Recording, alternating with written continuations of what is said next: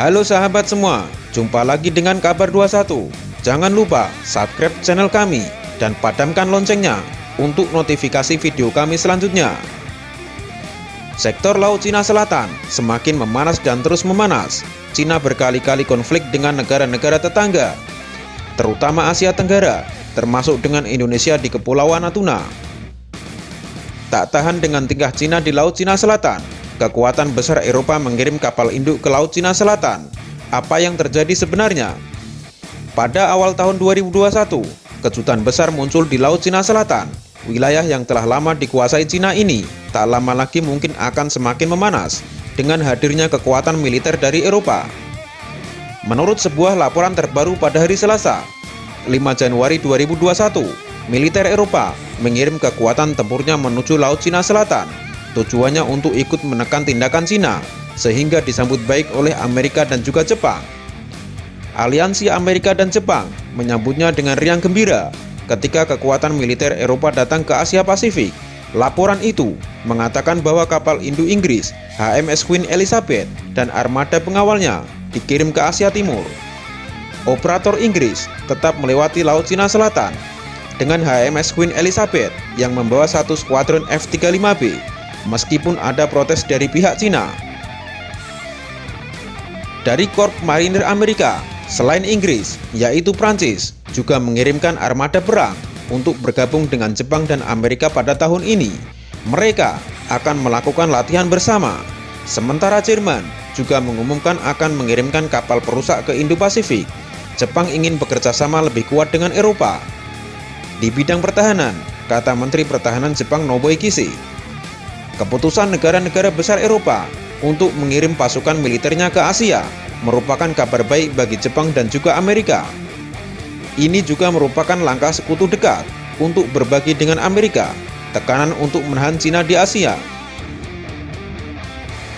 Apa yang terjadi di Indo-Pasifik mempengaruhi tidak hanya Jerman, tetapi juga Eropa, kata Menteri Pertahanan Jerman. Jerman ingin lebih banyak bekerja sama dengan Jepang untuk menjaga ketertiban dan hukum internasional di kawasan Asia.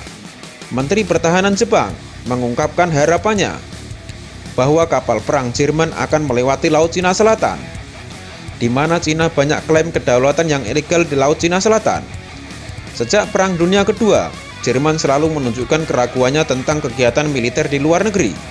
Jarang sekali Jerman, Inggris, dan Prancis mengirim pasukan ke Indo-Pasifik, dan juga dukungan mereka kepada sekutu Amerika dan Jepang itu, menurut para ahli. Situasi sengketa Kepulauan Senkaku yang terjadi antara Jepang dan Cina semakin mencekam dalam beberapa bulan terakhir. Cina berulang kali mengirim pesawat militer, kapal penjaga pantai, dan kapal penangkap ikan ke pulau-pulau yang disengketakan, sehingga memaksa Jepang untuk merespon.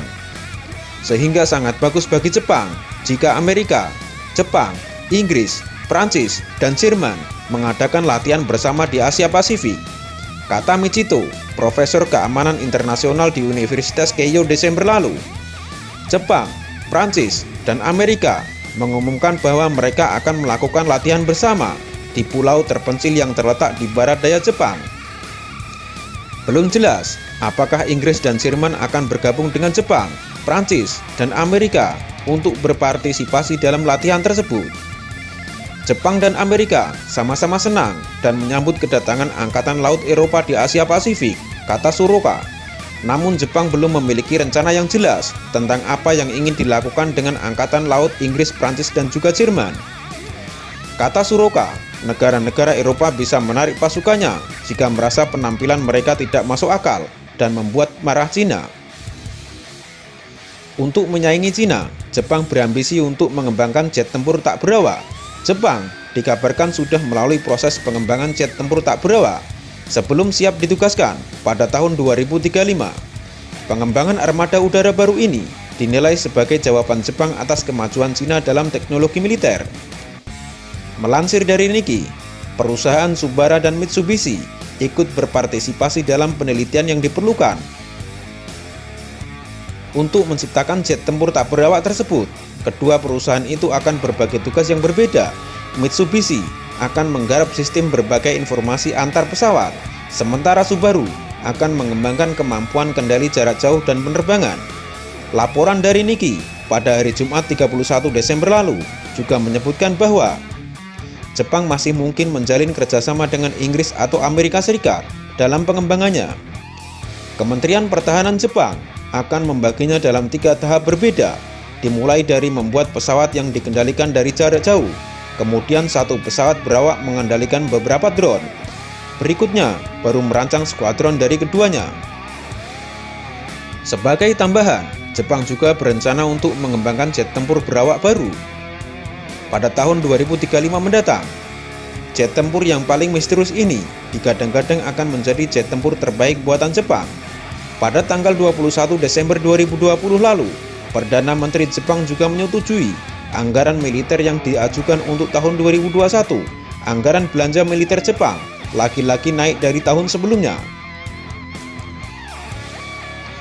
Bahwa Kementerian Pertahanan Jepang akan menerima dana hingga 5,34 triliun atau setara dengan 51,7 miliar US dollar untuk tahun depan, dimulai dari bulan April. Jumlah tersebut naik sekitar 1,1% dari tahun 2020. Kenaikan ini juga menandai kenaikan selama 9 tahun berturut-turut. Dalam kenaikan anggaran belanja yang telah disetujui, sejumlah kendaraan serta beragam teknologi tempur kini telah masuk dalam daftar belanja militer Jepang. Jepang berencana membangun jet tempur baru dengan biaya sekitar 40 miliar US dollar. Jet tempur baru ini diharapkan bisa selesai pada tahun 2030 mendatang. Jepang juga akan membelanjakan sebesar 323 juta US dollar untuk memulai pengembangan rudal anti kapal jarak jauh. Untuk mempertahankan pantai Pulau Okinawa di barat daya, rencana besar lainnya yang juga disiapkan militer Jepang adalah pembelian 6 pesawat tempur siluman F-35 senilai 628 juta US dollar. Pembelian ini akan termasuk 2 varian short take off dan vertical landing yang akan beroperasi dari kapal induk. Senator Amerika mengatakan Cina siap perang dunia ketiga di Laut Cina Selatan.